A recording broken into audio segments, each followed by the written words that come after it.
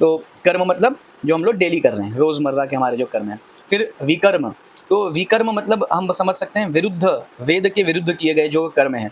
ये निश्चित रूप से पाप को ही हमारे पाप रूपी फल को ही बढ़ाते हैं और किसी काम को नहीं बढ़ाते हैं। तो विकर्म मतलब जो नहीं करना चाहिए वो करते हैं और जो करना चाहिए वो नहीं करते हैं। तो उदाहरण के लिए कि नॉन-वेज खा लेते हैं, है ना? सिगरेट पीते हैं और बहुत सारे मतलब गिनती करने बैठेंगे तो फिर 1 घंटा कम हो जाएगा। तो ऐसे बहुत सारे कार्य जो नहीं करने हैं, जो शास्त्र सम्मत नहीं है। इन शॉर्ट ऐसा कोई भी काम जो हमें कृष्ण तक नहीं ले जा सकता, वो विकर्म है। तो वो करने से सिर्फ़ और सिर्फ़ पाप में वृद्धि होती है। फिर पाप में वृद्धि होने से क्या होता है, हम परेशान हैं। परेशान है ना, अभी हम लोग परेशान हैं? नहीं है? नहीं है तो फिर इस लेक्चर का ज़रूरत ही नहीं, कुछ पूजा-पाठ का भी ज़रूरत नहीं, ठीक है? मुक्त विमुक्त आत्मा है। लेकिन अगर हम परेशान हैं या हम दुखी हैं, छोटा-मोटा कष्ट है, कभी छोटा कष्ट है, कभी मोटा कष्ट है और हम सब लोग पस्त हैं, तो ये कष्ट होने का कारण पाप ही है, ठीक है? तो एक टर्म है, जिसे बोलते हैं सुकृति, स्वीकृति ऐसा कहा जाता है। तो इसमें क्या होता है, जैसे हम देखते हैं कि कई लोग होते हैं, कुछ लोग, कई लोग नहीं, कुछ लोग ऐसे होते हैं जिनको हम बोलते हैं बॉर्न विथ सिल्वर स्पून या बॉर्न विथ गोल्डन स्पून। मतलब उनके ज़िंदगी में पैदा होने से लेके उनके मृत्यु तक सब कुछ बहुत ही अच्छा रहा। बिना कष्ट किए वे हर क्लास में अच्छे नंबर से पास हो जाते थे। पास नहीं भी होते थे तभी भी घर वाले मारते पीटते नहीं थे, डाँटते नहीं थे, ठीक है? और उसके बाद में बिना कोई कष्ट किए वो कॉम्पिटिटिव एग्ज़ाम भी क्रैक कर लिए, बिना कष्ट किए वो बड़े ऑफ़िसर बन गए, बिना कष्ट के उन्होंने पूरा जीवन बिता लिया। मतलब बिना किसी बड़े कष्ट के, छोटा-मोटा कष्ट तो आता रहा, बिना किसी बड़े प्रॉब्लम के सब कुछ अच्छे से चलता रहा। फिर उनके जो बच्चे हुए, वो भी बेचारे उनकी बात मानते हैं, हाँ, वो भी अच्छे से पढ़ लिख रहे हैं। और हम सोच रहे हैं कि यार हम लोग तो हर शनिवार को शनिदेव को तेल चढ़ा-चढ़ा के, रगड़-रगड़ के पूरा एकदम सॉफ्ट कर दिए। हनुमान जी को तेल चढ़ा-चढ़ा के पूरे दुनिया का तेल खत्म कर दिए। यज्ञ हवन कर के, माला कर के हमने माला के साथ-साथ में हमारी उँगलियाँ घिस ली। इतने भगवान के दर्शन किए कि पैर घस गए। लेकिन फिर भी ना तिलक इतना लगाया कि अब तिलक हटा दे तो माथे पे छापा रह जाता है। फिर भी उस वो कुछ नहीं कर रहा, उसका जीवन मज़े में चल रहा है। हम लोग साला इतना घस रहे हैं, हमारे साथ सब उल्टा-पुल्टा ही हो रहा है। कारण? तो कारण बड़ा सिंपल सा है। उसके पास सुकृति रूपी धन है। मतलब उसने पूर्व जन्मों में बड़े अच्छे-अच्छे पुण्य काम कर दिए। ठीक है? बड़ा भयानक-भयानक अच्छा काम किया। भयानक अच्छा काम मतलब बहुत बड़े-बड़े अच्छे काम किए। मतलब बड़े चैरिटी किया, ठीक है? अनाथालयों में दान किया, बहुत सारे लोगों का भला करने के लिए उसने प्रयास किया। सोशल वर्कर बोल सकते हैं ना, समाज सेवी, बड़ा अच्छा समाज सेवी था वह और अच्छे से समाज की सेवा की। तो उसके पास सुकृति रूपी धन जमा हो गया, ठीक है? अब इस जन्म में बस उस सुकृति रूपी धन को वह इस्तेमाल कर रहा है। वह जहाँ पे हाथ डालता है वहीं से सोना निकल जाता है, ऐसा। और दूसरी तरफ हमने क्या किया है, अगर हम यहाँ पे मार खा रहे हैं तो क्योंकि हमने भी किसी को कल मारा है ना? कल हमने उदाहरण लिया था अपना वो एयरप्लेन वाला, एयर इंडिया का क्रैश वाला, कि सभी लोग एक साथ जल के उनकी मतलब बहुत दर्दनीय उनकी जो थी स्थिति हुई। तो वैसा क्यों हुआ? क्योंकि वो अभी इस जन्म में सब अच्छे लग रहे थे लेकिन पिछले टाइम क्या किया वो किसी को मालूम नहीं है। एक छोटा स्टोरी बता के एग्जाम्पल से समझाने का प्रयास करता हूँ। तो क्या होता है, रमेश, रमेश एक गाँव में रहता है, बड़ा भला आदमी है रमेश और बहुत पैसे वाला भी है, ठीक है? तो रमेश गाँव में रहता है, उसके वैसे बीवी बच्चे कुछ नहीं है, उसके पास धन बहुत है। तो वो क्या करता है, गाँव में भाई गरीब बच्चों की एजुकेशन की व्यवस्था उसने कर रखी है। हाँ, जिन लोगों की ज़मीन अलग-अलग ज़मींदारों के यहाँ या बैंक में कहीं कर्ज में फँसी थी, सबको उसने छुड़वा दिया है। और वो गरीबों में मतलब बहुत धन की सहायता करना, खाने की सहायता करना, शादी-ब्याह कराना, ठीक है? इसमें वो हमेशा नंबर 1 रहता है। कोई भी सामाजिक कार्यक्रम हो तो सबको मालूम है कि चलो रमेश बाबू के पास, रमेश बाबू ज़रूर हमारी जो है वो हेल्प करेंगे, मदद करेंगे। इस तरीके से 20-22 वर्षों से रमेश जो था उस गाँव में रह रहा है और बड़ा अच्छे से सबका एकदम मदद करके, मतलब रमेश एकदम भगवान है वहाँ पे। तो कोई रमेश को रमेश बाबू नहीं बोलता, बाबूजी बोलते हैं सब, इतना सम्मान है रमेश का। अब एक दिन क्या हुआ, गाँव में खबर फैली, अरे हरिया चलो रमेश बाबू के यहाँ, बाबूजी के यहाँ पुलिस आई है। अब ऐसा ये मतलब जो बात थी आग की तरफ फैली।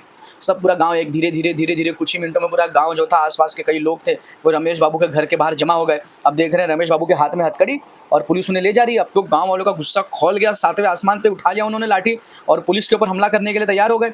ठीक है? तब जो सीनियर ऑफिसर था पुलिस में, उसने उन गाँव वालों को समझाने का प्रयास किया। गाँव वाले मान नहीं रहे थे। तो उसने क्या किया, बोला अच्छा चलो बैठ के बात करते हैं। तो सभा लगा दी गई। वहाँ पे गाँव वाले बोले पहले हमारे बाबूजी की हथकड़ियाँ खोलो। बोले ठीक है चलो हथकड़ी भी खोल देते हैं, बुड्ढा है कहाँ भागेगा। तो हथकड़ी खोल दी। अब बात हुई तो पुलिस वाले ने पूछा गाँव वालों से कि रमेश बाबू को, तो बोले रमेश बाबू नहीं, बाबूजी। बोले अच्छा ठीक है, बाबूजी को आप लोग कब से जानते हैं? बोले तो सदा सर्वदा से हमारे भगवान है। बोले सब फिलोसॉफी का बात मत बताओ, फैक्ट बताओ, आप बाबूजी को अपने कब से जानते हो?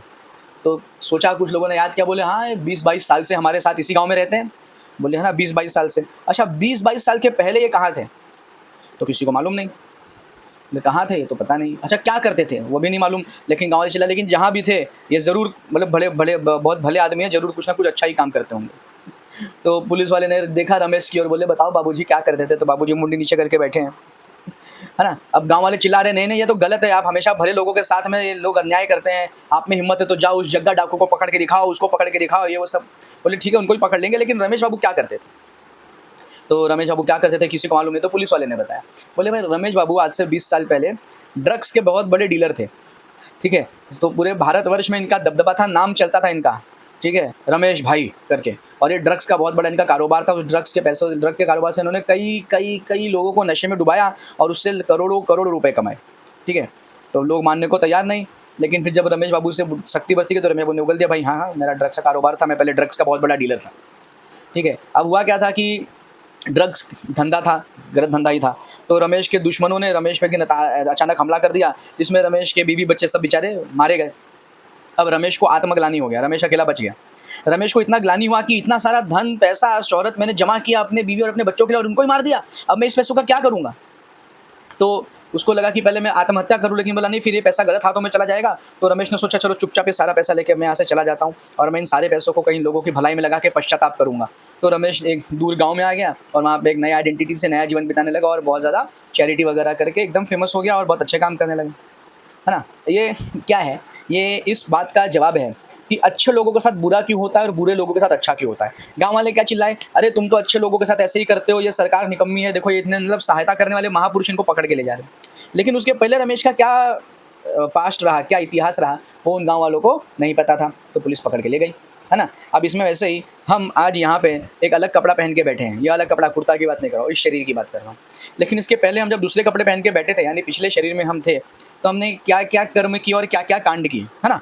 कर्म क्या क्या किए और कांड क्या क्या किए वो तो हमको पता नहीं है, राइट, क्योंकि हमारी मेमोरी थोड़ी सी कमज़ोर है। भगवान ने बताया ना अर्जुन को पिछले श्लोकों में कि मुझे तो सारे जन्मों का सब कुछ याद है, लेकिन हे परंतप तुम्हें वह याद नहीं रह सकता, क्योंकि तुम्हारा मानव शरीर में कुछ लिमिटेशन है।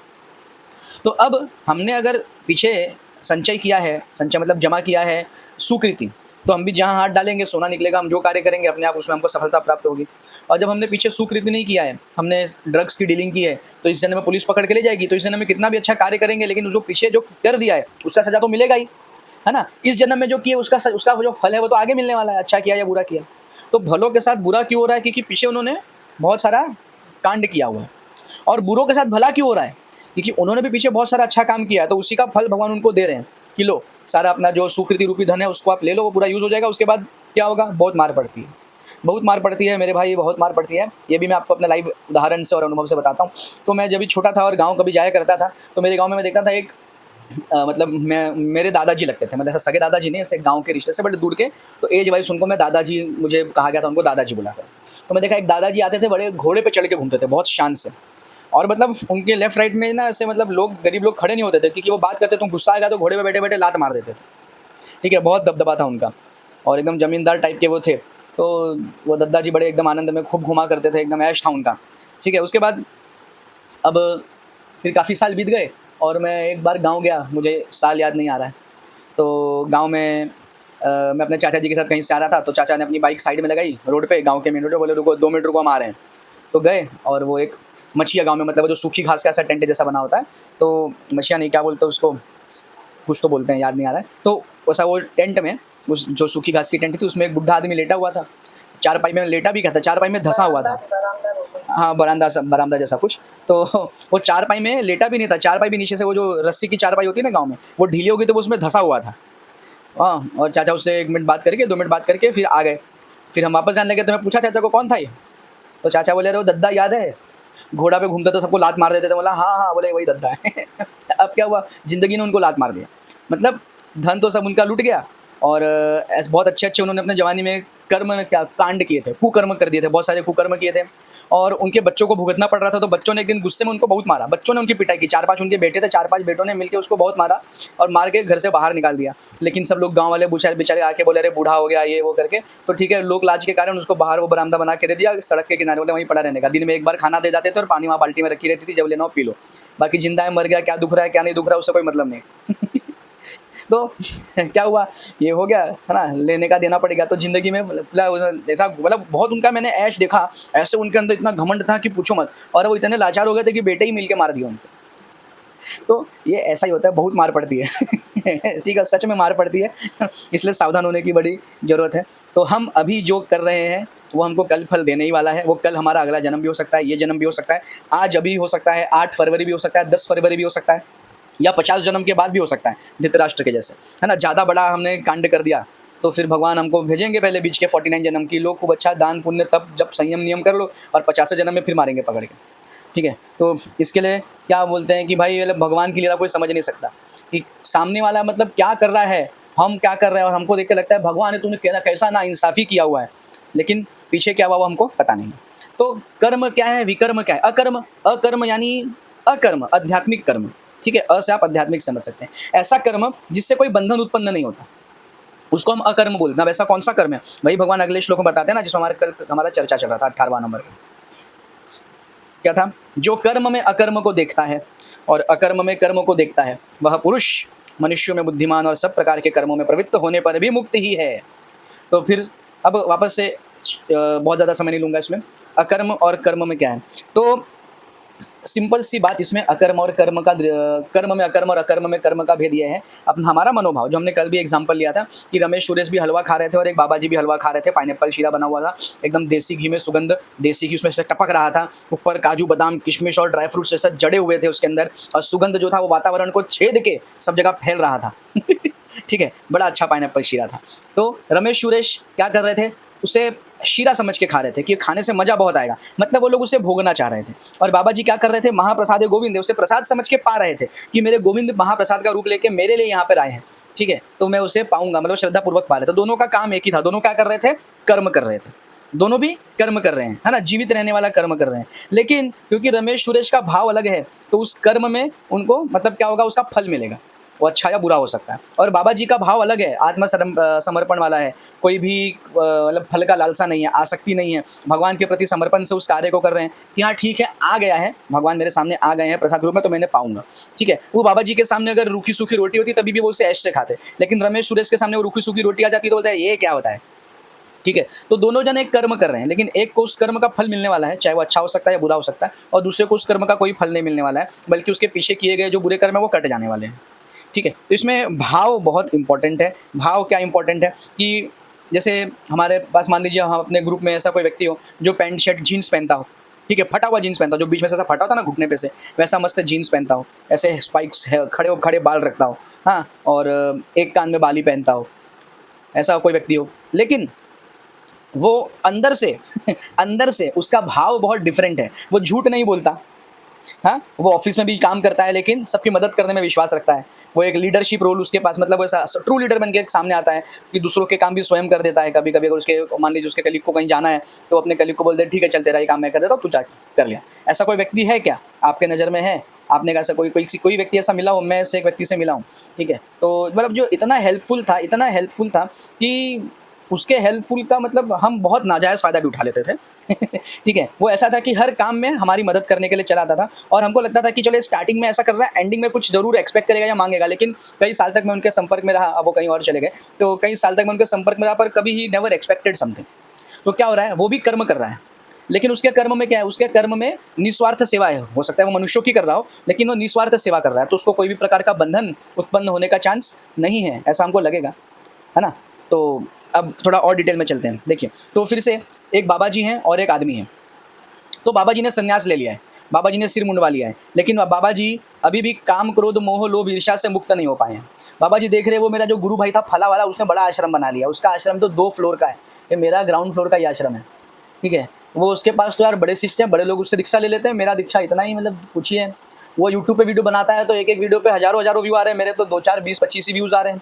अब अगर सन्यास या ब्रह्मचारी बनने के बाद भी यही इच्छा उनके अंदर चल रही है, जो काम, क्रोध, लोभ, मोह, ईर्ष्या से मुक्त नहीं हो पा रहे हैं, तो उन्होंने क्या किया, उन्होंने अकर्म को स्वीकारा है ना, उन्होंने तो सब त्याग दिया है, अकर्म को स्वीकारा है, लेकिन मन का स्थिति अभी तक सही नहीं हो पाया, तो उनके उस अकर्म में भी उनको कर्म लगेगा। अगर वो सत्संग भी देते हैं तो ये सोच के देते हैं कि आज कम भीड़ आई है यार, पिछली बार तो ज़्यादा भीड़ थी, और फिर यजमान को देखते हैं कि यार अच्छा व्यवस्था नहीं किया, एडवर्टाइजमेंट बराबर नहीं किए थे क्या, पोस्टर नहीं बटा था, ठीक है।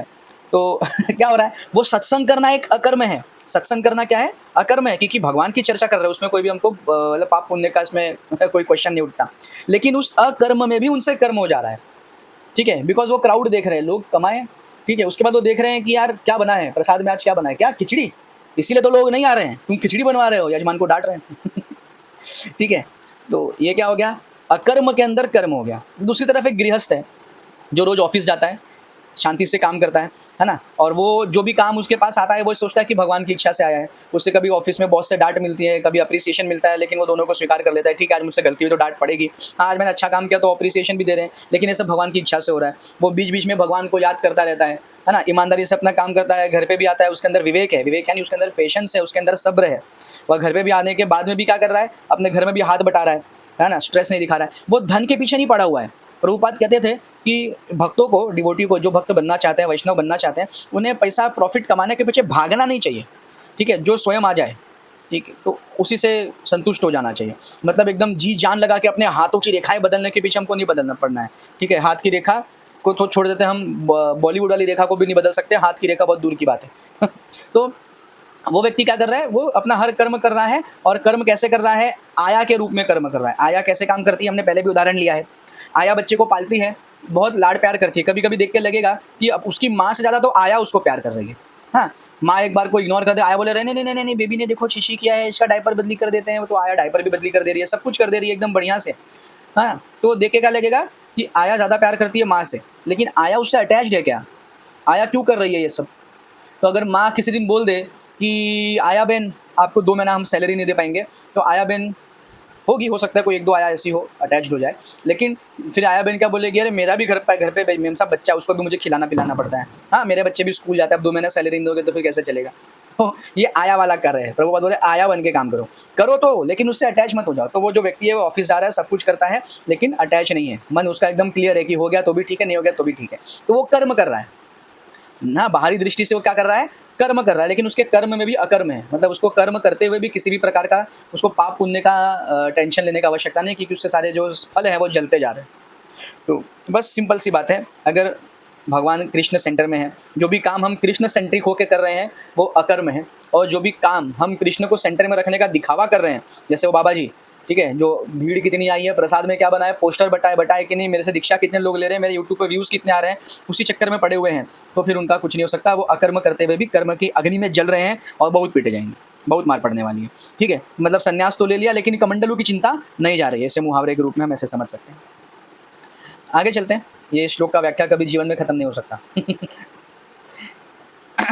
तो 18वें श्लोक में भगवान क्या बोल रहे हैं, जिसके सब कर्म इंद्रिय तृप्ति की कामना से रहित हैं। ये भगवान बता रहे हैं अकर्म क्या है, जिसके सारे कर्म इंद्रिय तृप्ति की कामना से रहित हैं, ठीक है। वो सो रहा है तो क्यों सो रहा है, वो इसलिए सोया था कि उसके शरीर को थोड़ा सा विश्राम मिले, कल सुबह फिर उठ के उसे अपनी सेवा को करना है, ठीक है। इसलिए नहीं सो रहा है कि मजा आएगा यार, बहुत मजा आने वाला, ठंडी का मौसम आ गया है, एसी भी चला दो, रजाई ओढ़ लो, एकदम शीतल ब्लैंकेट ओढ़ो और सो, एकदम सुअर की तरह सो जाओ, भालू की तरह सो जाओ, 10-10 घंटा सो जाओ, ठीक है। ये वो इसलिए नहीं सो रहा। वो क्यों सो रहा है, वो इसलिए सो रहा है कि कल सुबह उठ के वापस चलो भगवान की सेवा करेंगे, मंगल आरती जाने का प्रयास करेंगे, है ना, प्रयास करेंगे, सब कुछ करने का प्रयास करेंगे, वापस ऑफिस जाना है, मतलब सब जप करना है।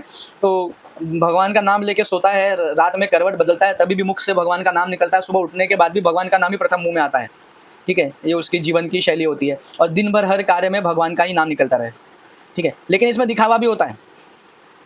दिखावा क्या होता है, तो ऐसे भी कुछ लोग मिल जाते हैं जो छीकेंगे कृष्णा कृष्णा, ओ कृष्णा हे कृष्णा, ठीक है। तो और पूरा जो ध्यान है वो धन संचय करने पे है। तो इसके लिए एक बड़ा अच्छा सुंदर मैंने दोहा कहीं सुना, ठीक है। वो दुआ था, राम राम जपना पराया माल अपना। ठीक है, तो ऐसे लोगों से सावधान, क्राइम पेट्रोल वाला क्राइम है ना, सावधान रहे, सतर्क रहें, ये बहुत जरूरी है, ठीक है। उसके एक्शंस को तो हमको देखना ही है, लेकिन किसी भी व्यक्ति से मतलब उस पर भरोसा कर लेना कि वो डिवोटी है, वह भक्त है, या फिर ये मतलब आध्यात्मिक जीवन जी रहा है, थोड़ा उसके साथ में कुछ दिन बिताना चाहिए, ठीक है। कुछ दिन बिताएंगे तो हमको समझ में आ जाएगा कि उसका उठना बैठना कैसा है, उसकी हरकतें कैसी हैं। अच्छा, उसमें भी क्या है कि जज करने की दृष्टि से अगर हम हर व्यक्ति को देखेंगे ना, तो हमारे जो गुरु हैं उनके अंदर भी दोष दर्शन हो जाएगा, ये भी एक उसमें प्रॉब्लम है। अगर हम जजमेंट करने बैठे हैं कि चलो देखे पहले ये है कैसा, तो भगवान में भी हमको, चंद्रमा में भी दाग दिख जाते हैं, और टेलीस्कोप ज़्यादा लगा के देखते हैं ना टेलीस्कोप साइंटिस्ट लोग, तो उनको सूर्य के अंदर भी धब्बे नजर आते हैं, है ना। सन का जो सूर्य का भी ऊपर का सरफेस है उसमें भी कुछ ब्लैक स्पॉट कहीं कहीं पे हैं, जो ऐसे नॉर्मल आंखों से नहीं दिखते, लेकिन जब टेलीस्कोप लगा के देखते हैं तो सूर्य में भी धब्बे आ जाते हैं। बोलने का मतलब ज़्यादा जजमेंटल हो जाएंगे तो ज़बरदस्ती अवगुणों का दर्शन होने लग जाता है। तो दोनों चीज़ करनी पड़ती है, थोड़ा हमको ध्यान भी देना पड़ता है, लेकिन ज़्यादा ध्यान भी दे देंगे तो फिर तकलीफ है ना। तो आगे चलते हैं। भगवान क्या बोल रहे हैं, जिसके सब कर्म इंद्र तृप्ति की कामना से रहित हैं, वो कोई भी कामना नहीं कर रहा, वो खा भी रहा है तो प्रसाद खा रहा है, मतलब प्रसाद को पा रहा है, प्रसाद खा नहीं रहा है, और प्रसाद पा रहा है और क्या सोच के पा रहा है, दो ही चीज़ें उसके अंदर कि मेरे गोविंद मेरे भगवान स्वयं प्रसाद के रूप में मेरे पास आए हैं। दूसरा, प्रभुपाद ने हमको बोला, प्रभुपाद ने एक बात समझाई कि हमको कोई भी भौतिक कामना नहीं करनी चाहिए, लेकिन एक भौतिक कामना हम कर सकते हैं, एक इच्छा हम भगवान के सामने मटेरियल कामना कर सकते हैं, वो है अच्छा स्वास्थ्य, हेल्दी रहना। और अच्छा स्वास्थ्य भी इसीलिए ताकि हम भगवान की सेवा, तीर्थयाटन, कीर्तन, भजन, दर्शन सब अच्छे से कर पाएं। ठीक है, तो वो प्रसाद भी इसी उद्देश्य से पा रहा है कि थोड़ा सा शरीर निर्वाह होता रहे, ताकि भगवान की सेवा करने की शक्ति बनी रहे, है ना। तो वो सोता भी इसलिए है क्योंकि सुबह उठ के उससे सेवा करनी है, वह प्रसाद भी इसलिए पाता है, वो खाना इसलिए खाता है नहीं, वो प्रसाद भी इसलिए पाता है ताकि भगवान, एक तो साक्षात भगवान है, दूसरा उसका शरीर थोड़ा सा निर्वाह होता रहे, है ना। और वो काम भी इसीलिए करता है क्योंकि भगवान ने उससे वो जिम्मेदारी दी, ऐसा वो समझ के करता है, जो ऑफिस का काम करता है। कभी मतलब सब कुछ छोड़ के भाग जाना, हिमालय में चले जाऊँ तो कुछ नहीं होगा, ठंडी पड़ेगी, निमोनिया हो जाएगा, मर जाएंगे। ठीक है, जंगल में चले जाऊँ तो शेर खा जाएगा। ये सबसे कुछ नहीं हो रहा आजकल। आजकल ना जंगल बचा है ना हिमालय बचा है, हर जगह लोग पहुंच जा रहे हैं टूरिज्म के नाम पे। सबसे अच्छा कहाँ है, मोर मन वृंदावन, ऐसा कहा गया है वो ओडिया लैंग्वेज में, मोर मन वृंदावन ऐसा कहते हैं हम लोग, कि अपने मन को ही वृंदावन बना लो। प्रभुपाद भी यही कहते थे कि अपने मन, अपने घर को मंदिर और अपने मन को वृंदावन बना लो। तो वृंदावन जाने की जरूरत नहीं। अभी क्या है कि जैसे अब इस महाराष्ट्र में या मुंबई में कुछ करोड़ लोग तो रहते होंगे। अब मान लीजिए सभी लोग भक्त बन गए और सभी लोग बोले कि वृंदावन जाएंगे, तो वृंदावन का क्या स्थिति होगा। ऑलरेडी वृंदावन से वन तो हट चुका है, खाली वृंदा बचा हुआ है। ठीक है, वन तो कुछ है नहीं उसके अंदर, अब और क्या बचेगा।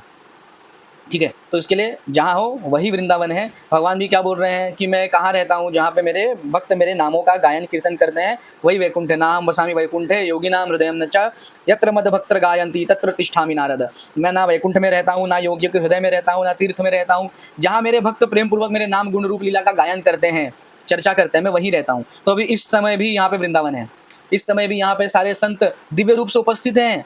ये हमको विश्वास करने की जरूरत है। खाली भगवान की चर्चा चल रही है, भगवान की, और छोटे मोटे किसी आदमी की चर्चा नहीं चल रही है। तो भगवान की चर्चा में कौन कौन सा उपस्थित होते हैं, जहाँ पे राम नाम कीर्तन हो, जहाँ पे राम जी का राम, अभी हमने राम बोल दिया, आपने राम सुन लिया, है ना, हनुमान जी आ गए, प्रकट हैं। ठीक है, तो दिव्य संत, ऐसे कई संत हैं जो आसपास घूमते रहते हैं, दिव्य रूप में मतलब भ्रमण करते रहते हैं, और जहाँ भगवान का नाम रूप कीर्तन वगैरह का कुछ भी उनको ध्वनि सुनने दे, वहाँ पे बैठ के भगवान की उस कथा को श्रवण करना चाहते हैं, है ना। और बोल कौन रहा है और सुन कौन रहा है उससे कोई मतलब नहीं, बस भगवान का नाम, मतलब उनका इतना अंदर, उनके भगवान के नाम के प्रति इतनी लालसा है। तो ये क्या, अच्छा सुनना भी है तो ये भी है ना, इंद्र तृप्ति की कामना की बात है। सुनेंगे भी तो क्या सुनेंगे, भगवान का नाम, कथा, गुण रूप का कीर्तन, भजन, यही सब सुनेंगे। देखना होगा तो क्या देखेंगे, भगवान के दर्शन करने जाएंगे, भगवान से रिलेटेड चीज़ों का ही दर्शन करेंगे, है ना। तो ये क्या हो गया, इंद्र तृप्ति की कामना को हमने क्या किया कि हम योगी तो है नहीं कि हम प्राणायाम करें और अपने मन को कंट्रोल कर ले और मतलब पर्ण आहार, जल आहार या वायु आहार करके जीवित रहें। तो हम क्या करेंगे, हम पूरा आहार करेंगे लेकिन भोग लगा के करेंगे। तो इंद्रियों को कंट्रोल नहीं कर सकते तो इंद्रियों को डाइवर्ट तो कर सकते हैं, सही दिशा में मोड़ सकते हैं। आगे क्या बोल रहे हैं, उसको पूर्ण ज्ञानी समझा जाता है। किसको पूर्ण ज्ञानी समझा जाता है, जो इंद्र तृप्ति की कामना से रहित है। अब इसमें मेरा नंबर तो कहीं नहीं है, और बहुत हम में से किसी का भी नंबर इसमें लगने वाला नहीं है, कि हमारे अंदर कुछ ना कुछ तो इंद्र तृप्ति की भावना रही जाती है। भोग भी लगाते हैं तो हम इसलिए लगाते हैं क्योंकि मेरा मन कर रहा है, मैं आज ये खाना चाहता हूँ, आज मेरा मन कर रहा है कि ड्राई मंचूरियन खाया जाए, तो हम क्या करेंगे, ड्राई मंचूरियन बनाएंगे और भगवान को भोग लगा के खाएंगे, पाएंगे। तो ठीक है, वो भी कोई प्रॉब्लम नहीं है, लेकिन लेवल है ना कि मेरा मन कर रहा है, और मतलब मेरा मन जब कर दिया तो मैं तो मन का बात कर रहा हूँ, उसको हम लोग ट्रांसलेट कर लेते हैं कि भगवान अंदर से प्रेरणा दे रहे हैं, आज उनको मंचूरियन खाने की इच्छा हो रही है। ठीक है, वो भी ठीक है, चला ले, बस भोग लगा के पाएं, उसको ऐसे बनाए कि भगवान को भोग लग सके। उस पुरुष के कर्मफल ज्ञान रूप अग्नि में भस्म हो जाते हैं। तो देखिए, ज्ञान भी एक यज्ञ है। जैसे आप वृंदावन जाएंगे, अयोध्या जी जाएंगे, तो वहाँ पे देखेंगे कहीं पोस्टर लगा होता है, श्रीमद् भागवत कथा ज्ञान यज्ञ, है ना। आगे प्रभुपाद बताएंगे, अभी यहीं पे है आगे, कि यज्ञ भी दो प्रकार के होते हैं, एक द्रव्य यज्ञ होता है और एक ज्ञान यज्ञ होता है। द्रव्य यज्ञ और ज्ञान यज्ञ। द्रव्य यज्ञ मतलब यज्ञ क्या, किसी कामना की पूर्ति के लिए या किसी चीज़ को पाने के लिए, और ज्ञान यज्ञ किया ज्ञान के लिए।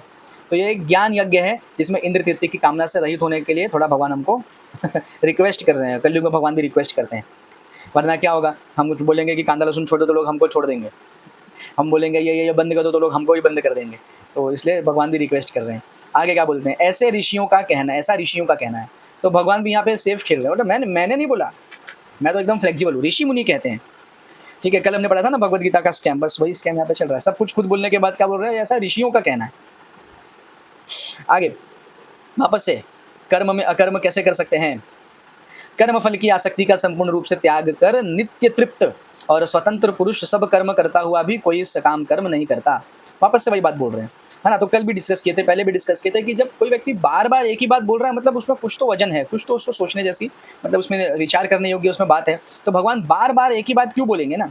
तीसरे भी अध्याय में बोले कि फल का चिंता मत करो, खाली कर्म करो। अभी भी 20 बार भगवान ने बोल दिया 20 श्लोक में कि क्या, कर्म फल का आसक्ति से बचो, कर्म फल की आसक्ति से बचो, कर्म करो, फल के बारे में मत सोचो।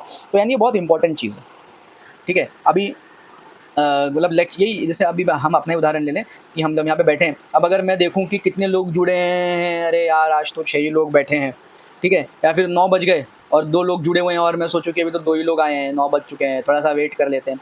तो ये क्या हो गया, मैं फल के प्रति आसक्त हो गया ना, कि मतलब लोग आएंगे तब तो, अभी सत्संग में भीड़ क्यों नहीं हुई, ठीक है। तो ये अकर्म भी कर्म में परिवर्तित हो जाएगा, ऐसा। तो इसके लिए क्या है, ये सब चीज़ों से एकदम क्लियर रहो, कोई टेंशन लेने का बात नहीं है। जो हो रहा है अच्छा हो रहा है, जो होगा अच्छा होगा, ऐसा सोच के हमको आगे चलते रहना है। और हम जो मार खा रहे हैं वो अपने कर्मों के जैसे मार खा रहे हैं, और जो मलाई खाएंगे वो भी अपने कर्मों के जैसे मलाई खाएंगे। हाँ, अगर हम भगवान की शरण में हैं तो मार के बदले डांट से ही काम चला जाएगा, हो जाएगा।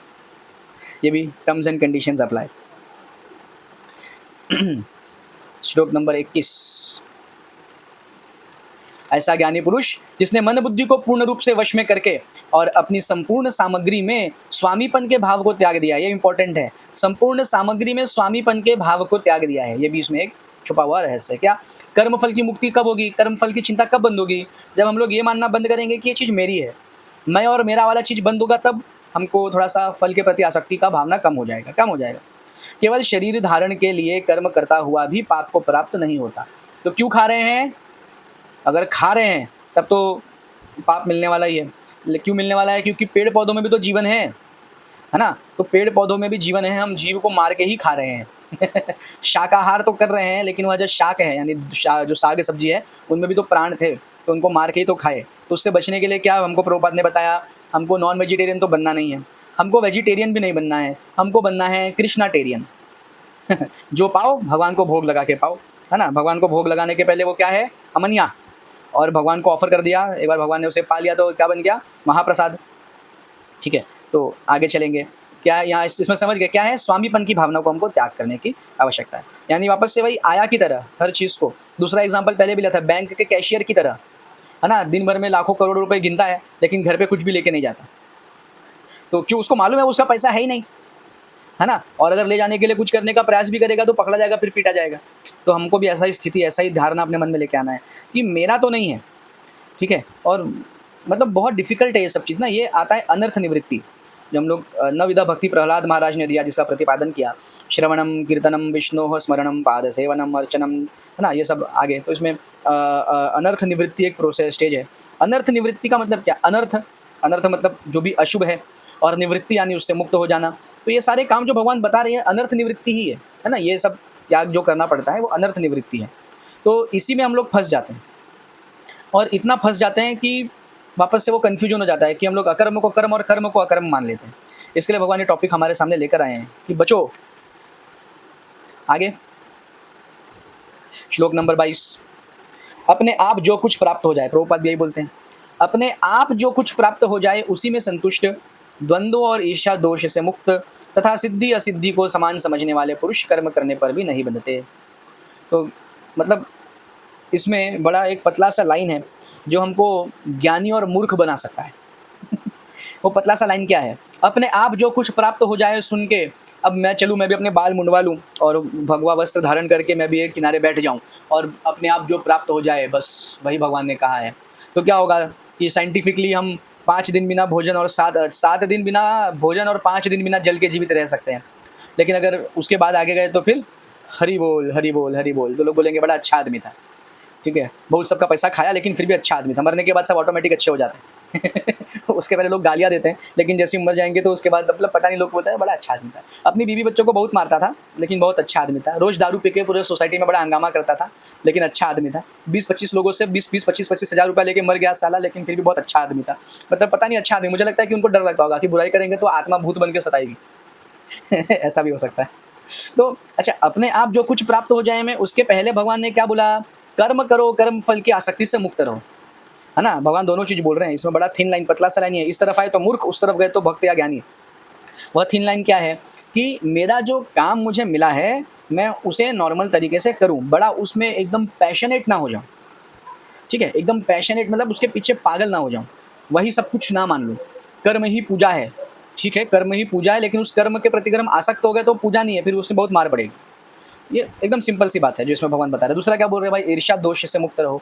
ईर्ष्या ईर्ष्या ईर्ष्या ईर्ष्या ईर्ष्या कौन है? जलन। उसकी कमीज मेरे कमीज से सफेद कैसे? क्योंकि उसके पास सुकृति रूपी धन है, जो उसने पहले अच्छे अच्छे कर्म किए, इसलिए उसकी कमीज ज़्यादा सफ़ेद है। हम भी आज अच्छे कर्म करेंगे तो कल हमारी भी कमीज ज़्यादा सफ़ेद हो जाएगी। ठीक है, तो उसके बाद सीधा हम जंप मारेंगे श्लोक नंबर 24 पे। श्लोक नंबर 24 में भगवान क्या बोल रहे हैं? जो कृष्ण भावना में पूर्ण मग्न है, उस पुरुष के लिए भगवत धाम की प्राप्ति निश्चित है। वह उन ब्रह्म रूप क्रियाओं के परायण रहता है जिनमें ब्रह्म ही अग्नि रूप गति और अर्पित हवि भी ब्रह्ममय ही है। बहुत भारी भरकम शब्द हो गया, इजी शब्द में समझते हैं। इसी शब्द में यह है कि हमको अपने कर्म को करते रहना है, अपने कर्तव्य को करते रहना है, और उस कर्तव्य को करते करते ही कर्म के बंधन से मुक्त होना है। तो इसमें हम पजल्ड यानी कंफ्यूज हो जाते हैं, कर्म को करते करते कर्म के बंधन से मुक्त कैसे होंगे? तो उदाहरण लेते हैं, बहुत सिंपल सा उदाहरण, आप सब इस बात को जानते होंगे। जब किसी को अपच हो जाता है, पेट खराब हो जाता है, किसी का लूज मोशन हो रहा है, कच्ची ढकारें आ रही हैं, तो दूध उसको देने के लिए मना कर देते हैं कि दूध नहीं देना है, क्योंकि दूध से उसको और हानि पहुंचेगी और नुकसान हो जाएगा।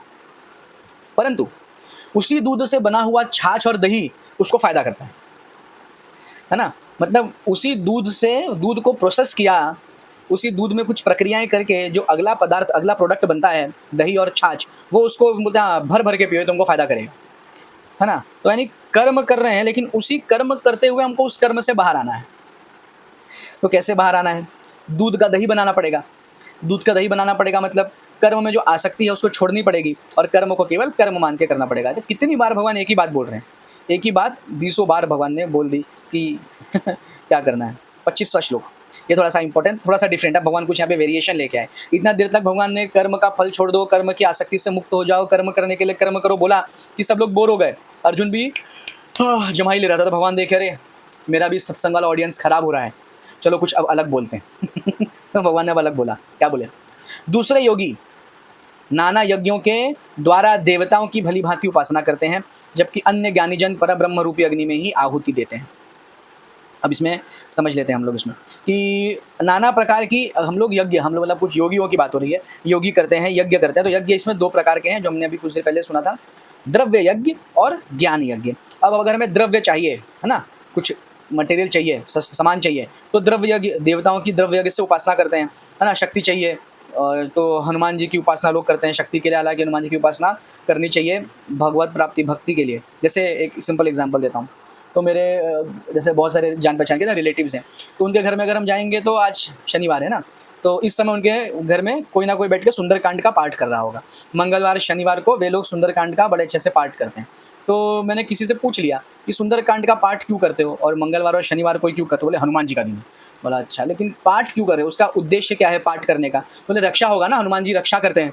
हाँ, घर से जो हमारे अमंगल है उनका नाश होगा, नेगेटिव एनर्जी का नाश होगा, किया कराया रहेगा, ये सब नाश हो जाएगा, रक्षा होगी प्राणों की वगैरह सब। ठीक है, रक्षा रक्षा रक्षा रक्षा सब एकदम रक्षा पे आके चिपक गए थे।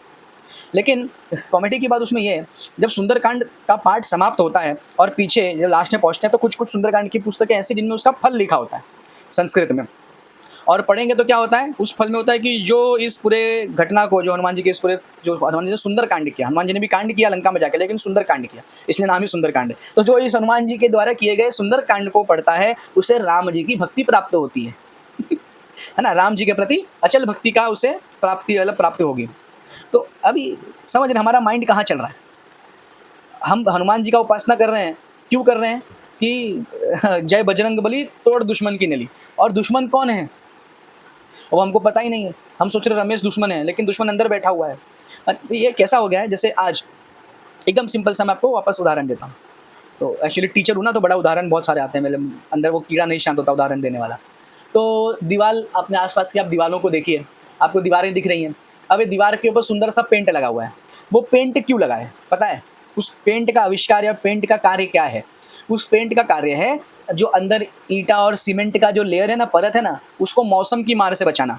सर्दी, गर्मी, बारिश, इन सब से अगर पेंट नहीं करेंगे तो दीवारें जल्दी फट जाएंगी, वो ईंटें सीमेंट में क्रैक आ जाएगा जल्दी से। तो जो मकान 50 साल चलने वाला रहेगा वो 25-30 साल में ही खत्म हो जाएगा। तो पेंट लगाया जाता है। पेंट लगाने का मेन उद्देश्य क्या है? मेन उद्देश्य है उन दीवारों की रक्षा करना। लेकिन अब पेंट लगाने का मेन उद्देश्य क्या है? अब पेंट लगाने का मेन उद्देश्य है सुंदर दिखना चाहिए। यानी पर्पस चेंज हो रहा है, उद्देश्य चेंज हो गया। वो बात नहीं है कि उद्देश्य सही है कि गलत है, उद्देश्य चेंज हो गया। जिस उद्देश्य से उसका निर्माण हुआ था वह चेंज हो गया। और अच्छा एग्जाम्पल लेते हैं एकदम, फ़ोन, मोबाइल फ़ोन। अगर आज हम लोग फ़ोन लेने जाते हैं तो हम उस फ़ोन में क्या देखते हैं? फ़ोन का कैमरा में कितना पावर है, कैमरा का क्लैरिटी, है ना? 5G, 6G, वो कर्व वाला है क्या? अभी आजकल वो फोल्डिंग वाला फ़ोन है क्या? फ्रंट कैमरा का कितना मेगापिक्सल फ़ोटो लेगा?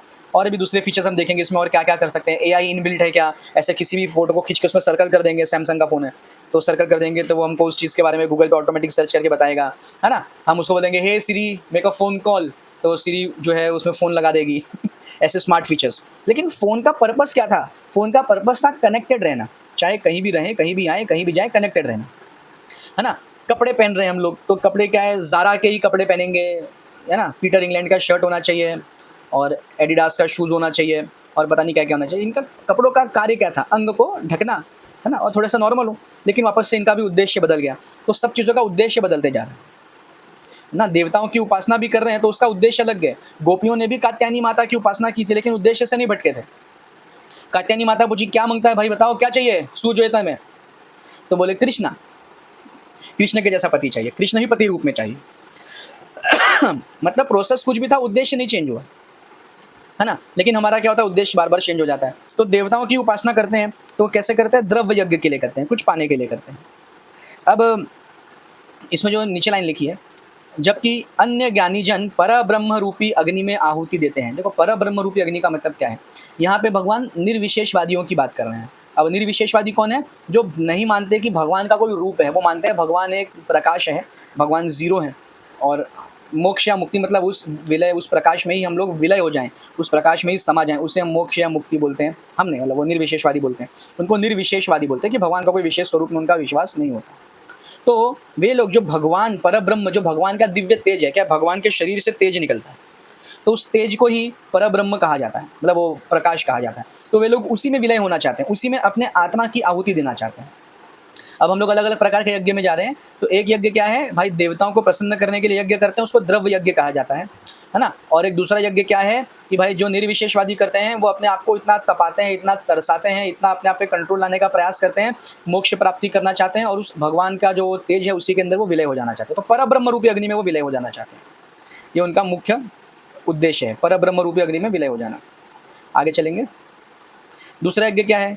उनमें से कुछ श्रवण आदि क्रियाओं और इंद्रियों का चित्त संयम रूपी अग्नि में यजन करते हैं। यजन मतलब वो यज्ञ में डाल देना, आहुति दे देना। क्या करते हैं? कुछ श्रवण आदि क्रियाओं, उनमें से कुछ लोग ऐसे हैं जो श्रवण यानी सुनना, भगवान के बारे में श्रवण करते हैं या किसी चीज़ के बारे में सुनते हैं, उन क्रियाओं और इंद्रियों का चित्त संयम रूपी अग्नि में यजन कर देते हैं। यानी क्या करते हैं? इंद्रियों को कंट्रोल करते हैं, है ना? जो लिखा है, सुनते हैं पहले, महापुरुषों से सुनते हैं, उसके बाद क्या करते हैं? इंद्रियों का चित्त संयम रूपी अग्नि में यजन कर देते हैं। यानी संयम को भी अग्नि कहा गया है। संयम यानी कंट्रोल करना अपने आप को। तो वो उसको अग्नि क्यों कहा गया है? क्योंकि कभी आप अपने आप को कंट्रोल करके देखिए, बड़ी अंदर जलन होती है। जलन मतलब एसिडिटी वाली जलन नहीं, एकदम तड़प होती है, व्याकुलता होती है ना? तो उस संयम को भी अग्नि कहा गया है। संयम भी अग्नि है और उसमें क्या करते हैं? उसमें चित्त को स्वाहा कर देते हैं, मतलब उस इच्छा को जला डालते हैं, है ना? तो ये हो गया अपने इंद्रियों को कंट्रोल करना। उदाहरण के लिए, एग्जाम्पल के लिए, मन को संयम करना यानी खुद को रोकना। किसी कार्य से, कोई कार्य करने की मन में इच्छा जागृत हुई कि आज गोलगप्पे खाएंगे, आज पानी पूरी खाऊंगा, तो उसको रोक लेना कि नहीं आज तो नहीं खाऊंगा, क्योंकि आज मन में बात आ रही है आज तो बिल्कुल नहीं खाऊंगा। ठीक है, ऐसा छोटा, ये छोटा सा बात है। ऐसे वो बड़े बड़े, जब छोटा छोटा प्रैक्टिस करेंगे तभी तो बड़ा बड़ा प्रैक्टिस होगा ना। तो ये भी एक अच्छा प्रैक्टिकल वे है, बड़ा ही प्रैक्टिकल सा तरीका है कि हम छोटी सी बात पे, आज अगर मन कुछ करने के लिए कह रहा है इंद्र तृप्ति से रिलेटेड, तो उसको ना करें, उसको बाद में कभी कर लेंगे। ठीक है, बाद में घूमते फिरते गए, चलो पानी पूरी खा लेते हैं भाई, गोलगप्पा आज खा लेंगे, आज मन में ऐसा कोई विचार नहीं है लेकिन आज खा लेते हैं। ठीक है, तो मन को अपने, हमें मन को क्या करना है? मारना है, पटक पटक के मारना है। तो उसमें से कुछ योगी ऐसा ही करते हैं। वो क्या करते हैं? संयम रूपी अग्नि में मन को स्वाहा कर देते हैं और दूसरे शब्द आदि इंद्रिय विषयों का इंद्रिय रूपी अग्नि में हवन करते हैं। यानी यहाँ पे वापस से क्या शब्द आदि इसको छोड़ देते मतलब ऐसा नहीं छोड़ देते, हमको समझेगा किससे, इंद्रिय विषयों का इंद्रिय रूपी अग्नि में हवन कर देते हैं। तो पहले वाले क्या कर रहे थे, अपने को कंट्रोल कर रहे थे, ठीक है, गोलगप्पा खाना है आज नहीं खाऊंगा। और दूसरे वाले कृष्ण भक्त है, ये बड़ा चतुर दूसरे वाले क्या कर रहे हैं मालूम है, गोलगप्पा खाना है, चलो घर पे गोलगप्पा बनाओ, भगवान को भोग लगाओ और फिर उसके बाद में प्रसाद पाएंगे तो वो इंद्र विषयों को ही खत्म कर दे रहे हैं, मतलब कि पाना है ना तो चलो भोग लगाओ, भोग लगा के पाओ तो ये इसलिए कृष्ण भक्त ये बड़े चतुर भक्त होते हैं। तो अब इसमें एक क्वेश्चन क्या है कि ज़्यादा कठिन कौन सा कार्य है? ऑब्वियसली पहला वाला, गोलगप्पा खाना है लेकिन गोलगप्पा आज नहीं खाऊंगा मैं। और मतलब फल क्या है, दोनों का फल एक ही मिलेगा, दोनों का फल एक ही मिलेगा। उल्टा दूसरा वाला फल बड़े आसानी से मिल जा रहा है क्योंकि भगवान को हमने भोग लगा के अर्पण करके फिर उसे पाया प्रसाद रूप में, तो हमारे अंतःकरण की शुद्धि हो रही है और मन ऑटोमेटिकली भगवान की ओर आकर्षित होने लगेगा धीरे धीरे। ऐसा नहीं कि आज गोलगप्पा खाया तो कल भगवान की ओर आकर्षित हो गया, ऐसा नहीं, ठीक है। तो ये भी बड़ा सीक्रेट सा विषय है। तो आगे श्लोक नंबर 27, दूसरे जो मन और इंद्रियों का संयम करके स्वरूप साक्षात्कार करना चाहते हैं, वे संपूर्ण इंद्रिय और प्राण क्रियाओं का चित्त संयम रूपी अग्नि में यजन करते हैं। फिर से इसमें क्या हो रहा है, तो इसमें जैसे आप यहाँ पे भी देख सकते हैं, नीचे लिखा है, इस श्लोक में पतंजलि द्वारा प्रणीत योग पद्धति का निर्देश है। महर्षि पतंजलि का नाम किसने सुना है? महर्षि पतंजलि का नहीं सुना होगा, पतंजलि दंतकांति का नाम तो अवश्य सुना होगा, ठीक है। तो पतंजलि कौन थे? तो एक हमारे अच्छे से योगी बाबा हैं, वो यूपी वाले योगी बाबा नहीं, बाबा रामदेव, योग करने वाले बाबा। तो उन्होंने पतंजलि नाम से एक संस्था बनाई है ना। पतंजलि कौन थे? तो पतंजलि बेसिकली योग सूत्र के रचयिता थे, जिन्होंने योग पद्धति का निर्माण किया। और ये जो योग सूत्र है, इसमें दो प्रकार की आत्माओं का वर्णन है, एक है प्रयाग आत्मा और एक है पराग आत्मा, ठीक है। प्रयाग आत्मा और पराग आत्मा ये आपको यहाँ भी दिख जाएगा। योग सूत्र में आत्मा को प्रत्यज्ञ आत्मा और पराग आत्मा कहते हैं, ठीक है। तो प्रत्यज्ञ आत्मा और पराग आत्मा, जब तक जीवात्मा विषय आसक्त रहता है, जब तक हम लोग मजा लेना चाहते हैं, जब तक हम भोग करना चाहते हैं, तब तक उसको परगात्मा कहते हैं। और जीव मात्र के अंतर में 10 प्राण सक्रिय रहते हैं, ठीक है। मतलब क्या बोल रहे हैं, प्रत्यगात्मा और परागात्मा। तो जब तक हम इंद्रिय भोग में भोग विलास करना चाहते हैं, मजा लेना चाहते हैं, खाने पीने सोने में, आहार निद्रा भय मैथुन का हमको आनंद उठाना है, तब तक हम कौन है? हम हैं परागात्मा। और जैसे ही हम इंद्रिय भोग से विरक्त होते हैं, इंद्रिय भोग से हम छुटकारा पा जाते हैं। कैसे पा जाते हैं? पीछे 2 पद्धति देख ली ना, कंट्रोल, पाजी कंट्रोल, वो पिक्चर में वेलकम पिक्चर है ना, तो उसमें क्या होता है, वो कंट्रोल होता है, कंट्रोल। बस वैसे अगर हम कंट्रोल करने का प्रयास कर रहे हैं, बड़ी अंदर से जलन होती है, लेकिन कंट्रोल कर ले गए तो मतलब बहुत अच्छा है वो एक्चुअली, लेकिन कठिन भी है। और हम लोग शॉर्टकट वाले लोग हैं। तो दूसरा क्या है कि कंट्रोल, ठीक है, बाहर का नहीं खाएंगे, जो करना है घर में बनाओ, अमनिया भगवान को खिलाओ और खाओ, महाप्रसादे गोविंदे बोलो और पाओ, ठीक है। तो दोनों भी वैसे क्या हो सकता है, दोनों भी पद्धतियाँ हमको अल्टीमेटली धीरे धीरे ग्रेजुअली क्या करेंगी, विषय आसक्त से हमको दूर कर देंगे। जो हमारे विषय हैं भोग करने की लालसा, उसको कम कर देंगे और फिर हम बन जाएंगे प्रत्यागात्मा। अभी हमारे शरीर में 10 प्रकार की वायु है, ठीक है। 10 प्रकार की अलग अलग वायु होती है, अपान वायु, प्राण वायु, समान वायु, ठीक है। तो ऐसे अलग अलग प्रकार की वायु है, हमको इस पर नहीं जाना क्योंकि हमको ये करना ही नहीं, हम खाली इसके बारे में ऊपर से देख रहे हैं। अब क्या होता है, प्राणायाम करते हैं। योग पद्धति में शुरुआत किससे होती है? प्राणायाम से ना। बैठ गए, वो पैर के ऊपर से पैर को क्रॉस करके लगा लिया हमने, पद्मासन बोलते हैं उसे। और ये हाथ की इस मुद्रा को ज्ञान मुद्रा बोलते हैं, ध्यान मुद्रा भी बोलते हैं। और रीढ़ की हड्डी को सीधा करके, सिर को सीधा करके और बैठ गए और सांसों को रोक रहे हैं, है ना। और शब्द का सहारा लेते हैं,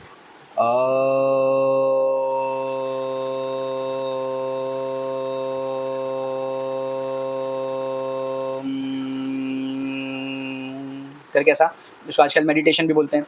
तो हम प्राणायाम करने का प्रयास करते हैं। तो इससे भी क्या होता है, इससे धीरे धीरे क्या होता है, चीज़ें कंट्रोल में आती है। हमारा मन जो है वो एक्चुअली में कंट्रोल था, और ये बहुत इफेक्टिव तरीका है। मैं जब भी 10th स्टैंडर्ड में था और पढ़ने में बड़ा फोकस करने में बहुत स्ट्रगल कर रहा था, तो मुझे किसी ने एडवाइस किया कि बस रोज़ सुबह स्कूल जाते हो ना, तो प्राणायाम करके जा करो। मैंने कहा इतना टाइम ही नहीं है, प्राणायाम कैसे करके जाऊँ, सुबह स्कूल जाने के लिए इतनी मुश्किल से उठ पाते हैं। तो उन्होंने मुझसे रिक्वेस्ट किया कि एक काम करो, बस 10 मिनट जल्दी उठ जाया करो। जितने बजे भी उठते हो उससे 10 मिनट जल्दी उठ जाओ, एकदम रेडी हो जाओ। नाश्ता करने के पहले स्टॉप वॉच लगा लो, घड़ी में टाइमर लगा लो और बैठ के सिर्फ 5 मिनट 7 मिनट प्राणायाम करो, ठीक है। तो मैंने इसको किया और एक्चुअली मैं धीरे धीरे मैं फोकस कर पा रहा था, ठीक है। मेरा ध्यान मैं जिस चीज़ पे केंद्रित करना चाहता था वो केंद्रित हो रहा था, है ना। तो ठीक है, ये सब हमको करना है कि नहीं करना वो दूसरी बात है, लेकिन ये चीज़ है तो ना, और ये सफलता भी देती है उस क्षेत्र में। जैसे हमको मुंबई जाना है, अब हमको पैदल जाना है हमको, गाड़ी में जाना नहीं जाना वो अलग बात है, लेकिन गाड़ी से भी मुंबई जा सकते हैं ना सफलतापूर्वक।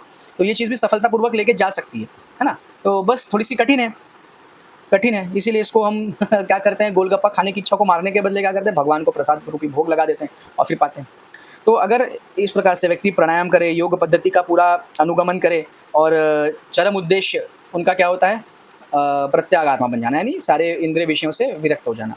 और लेकिन फिर ये लोग वापस भगवान के उस तेज में विलय हो जाते हैं, क्योंकि भगवान के साकार रूप में विश्वास नहीं है ना, और भक्ति योग की सेवा में भी विश्वास नहीं है। सबसे ऊपर टॉप लेवल पे भक्ति योग है। अभी हम आगे जाएंगे, भक्ति योग को जब पढ़ेंगे तो हमको मालूम पड़ेगा कि भक्ति योग सबसे ऊपर है। क्योंकि कैसे चल रहा है मैं बता रहा हूँ कि हाँ, पैदल भी दिल्ली जा सकते हैं आप, अपने ट्रेन से भी जा सकते हो दिल्ली, आप गाड़ी से भी दिल्ली जा सकते हो, लेकिन प्लेन से सबसे बढ़िया है।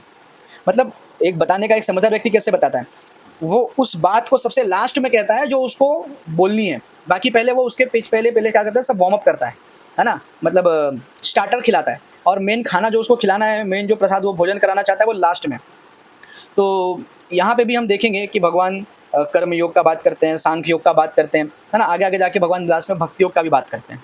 तो भक्ति योग को परचरम सीमा बोला गया है, और यहाँ पे योग जो पद्धति है इसके अंदर ये प्रत्यगात्मा बनना ही चरम सीमा है, मतलब इंद्रिय विषयों से विरक्त हो जाना वो चरम सीमा है, उसके ऊपर उनको नहीं जाना है। लेकिन भक्ति योग के साधक को किधर जाना है, भक्ति योग के साधक को भगवान की सेवा करनी है।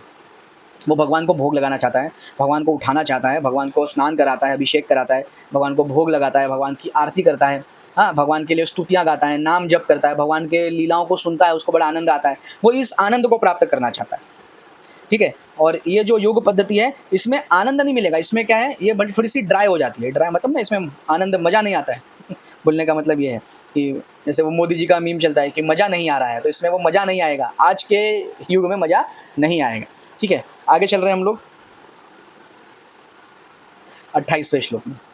दूसरे मनुष्य कठोर तप में अपनी संपत्ति का त्याग करने से प्रबुद्ध होकर दृढ़ व्रत धारण करके अष्टांग योग का अभ्यास करते हैं। क्या कर रहे हैं, वापस से कठोर तप में अपनी संपत्ति का त्याग कर रहे हैं, मतलब बहुत चैरिटी करते हैं, है ना, बहुत दान धर्म करते हैं, धर्मशाला, अन्न क्षेत्र, अनाथालय, विद्यापीठ, फ्री हॉस्पिटल, बूढ़ों के लिए वृद्धाश्रम, है ना, और एक साथ विवाह कराना, कन्यादान करना, मतलब ये सब इसमें अपनी ये क्या कर रहे हैं, ये भी त्याग करना भी अग्नि है। हम देख रहे हैं कितने प्रकार की अग्नि है, त्याग करना भी अग्नि है। तो उस त्याग अग्नि में अपने धन को डाल के धन जला दे रहे हैं। ठीक है, और उससे भी उनको पुण्य की प्राप्ति हो रही है, लेकिन इससे पुण्य की प्राप्ति हो रही है, पुण्य, फिर अगला जन्म होगा, ठीक है, मुक्ति नहीं मिलेगी, अगला जन्म होगा सुंदर होगा, गोल्डन स्पून के साथ में बॉर्न होंगे, लेकिन फिर गलती होगी अगले जन्म में तो फिर बहुत मार पड़ेगी उसके बाद। ठीक है, पाप भी बाधक है और पुण्य भी बाधक है। चलो पाप तो बाधक है, बहुत पिटाई होती है, पुण्य बाधक क्यों है, अब पुण्य को भोगने के लिए हमारा जन्म हुआ तो हम पुण्य भोग रहे हैं, मजा ले रहे हैं, लेकिन फिर पुण्य भोगते भोगते हम कहाँ चले जाते हैं। जितने भी हम आज देख रहे हैं जो बड़े मतलब ऐसे बहुत पैसे वाले लोग हैं, तो वो पुण्य करके ही बहुत पैसे वाले बने हैं, पिछले जन्मों में उनका पुण्य है, इसलिए वो इस जन्म में पैसे वाले बने, इसलिए इस जन्म में उनके बच्चे ही पैसे वाले घर में पैदा हो रहे हैं। नहीं तो ऐसा क्यों होता है कि एक बच्चा एक गरीब घर में अंधकार में पैदा होता है, दूसरा बच्चा पैदा ही 5 स्टार हॉस्पिटल में होता है, 5 स्टार होटल नहीं, 5 स्टार हॉस्पिटल में ही पैदा होता है। ठीक है, क्यों होता है, ये जन्म से ही भेद कैसे हो जाता है, पीछे कर्म का कुछ तो होगा ना, ऐसा थोड़ी ऑटोमेटिकली कि ऐसा चिट्ठी उड़ाया, अरे रमेश चलो तुम जाओगे, तुम्हारी माता बाई है, तुम्हारे पिता वॉचमैन है, ठीक है, सुरेश हाँ तुम्हारे माता जो है वो हाउस वाइफ रहेंगी, बड़ा चैरिटी वैरिटी करेंगी, तुम्हारे पिता एकदम टॉप के बिजनेसमैन बनेंगे, ऐसा कुछ नहीं है। वो मतलब अगर हम ऐसा मान लें कि नहीं फिर पिछले जन्म में कुछ नहीं होता, पूर्व जन्म से कुछ नहीं है, कुछ कर्म का कोई चक्र नहीं है, तो ये क्वेश्चन का आंसर आपको कैसे मिलेगा कि 2 बालक पैदा हो रहे हैं, एक गरीब घर में उसका जीवन शुरू ही अंधकार से हो रहा है, और दूसरा एक 5 स्टार हॉस्पिटल में पैदा हो रहा है, जीवन में हर तरफ हर कदम पे उसके पास अवसर हैं, अपॉर्चुनिटीज़ हैं।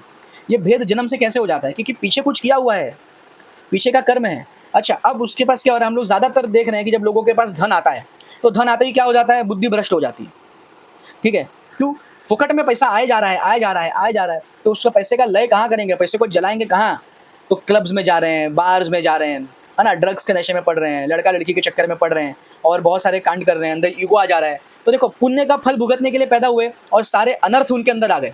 अब ये अनर्थ के बाद क्या होगा, अब अगले जन्म में पिटाई होगी, इस जन्म में भी थोड़ी पिटाई होगी, जैसे वो घोड़े वाला दादा का एग्जाम्पल दिया, और बाकी की पिटाई अगले जन्म में हो जाएगी, तो लटक गए ना वापस से ठीक है, मेरे महाराज बोलते हैं, मैं यहाँ तक आया हूँ अटकने के लिए नहीं, भटकने के लिए नहीं, लटकने के लिए नहीं, मुझे इधर से आगे जाना है।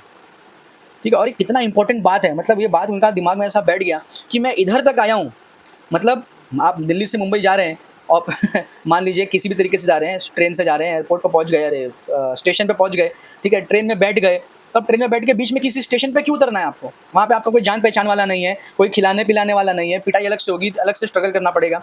तो हम इतनी दूर आए हैं, 84 लाख योनियों को इस जन्म में पार करके आए हैं, अरे इस वाले युग में पार करके आ रहे हैं, जो ये मनवंतर चल रहा है। इसके पहले हम लोग कितना जन्म ले चुके हैं, है ना? राम जी साक्षात आके बोले थे कि मैं राम हुआ हूँ, मेरी पूजा करो। हम बोले अरे अरे बहुत देखे तुम्हारे जैसे। कृष्ण बोले अरे मैं ही भगवान हूँ, बोले हाँ बहुत देखे तुम्हारे जैसे। नरसिंह अवतार देखे, हमने हंस अवतार देखा, हमने क्या क्या नहीं देखा होगा, लेकिन हमारा मन कभी माना नहीं।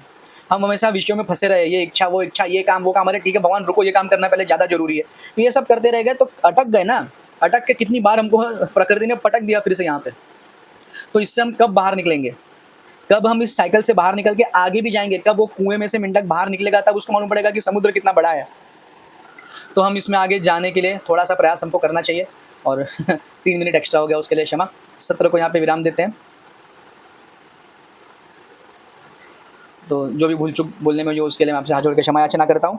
और जैसा हम अपने हर सत्र में करते हैं, थोड़ा भगवान की कृपा की याचना भगवान से करेंगे। तो ये भी बड़ा वो क्या गोल गोल काम है कि भगवान की कृपा की याचना भगवान से ही करनी है। ठीक है, तो भगवान की कृपा की याचना करते हुए एक बार हाथ उठाएंगे और अनम्यूट या म्यूट होकर हरे कृष्ण महामंत्र का उच्चारण करेंगे। हरे कृष्णा कृष्णा कृष्णा हरे हरे, हरे राम राम राम हरे हरे। श्रील प्रभुपाद की जय। श्री श्री राधा गिरधारी भगवान की जय।